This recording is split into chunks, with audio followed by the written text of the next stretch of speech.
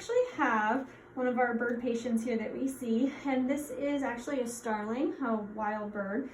This bird has, here I'll show you, Sierra's holding her. I know, we love you too.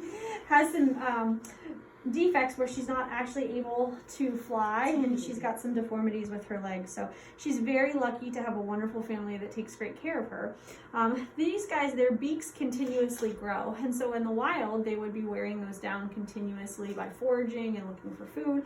So this girl obviously doesn't do that. So we have to trim this pretty regularly. And I actually have two starling patients, different households, that have similar backgrounds that were taken in as chicks and raised. And so, yes, I know. So we do some beak care for these guys pretty regularly. So Sierra's gonna give this girl a hold. And then, yes, I know, you're biting me, you don't like it. Thankfully, starlings don't hurt when they bite. So with birds, they don't have diaphragm muscles, so you can't squeeze their chest. I got her. You can't squeeze their chest because if you do, they can't breathe. So Sierra's just lightly holding her so she can't, you know, be crazy pants. And what I'm going to do is grab her little beak here, and so see how she wants to open her beak up.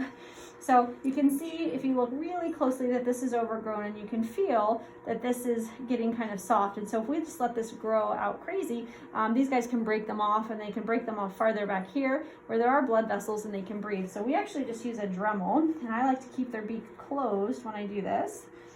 I put it up, and I'm just going to make sure that I trim right to before those vessels.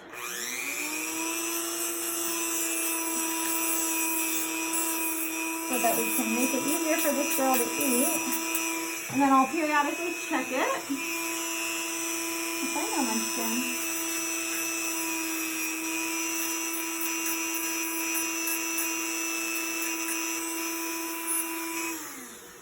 Okay, so good girl. Give it a break here, make sure good girl. that we've got this down farther. Now, you want to try to open your mouth again so I can see the inside?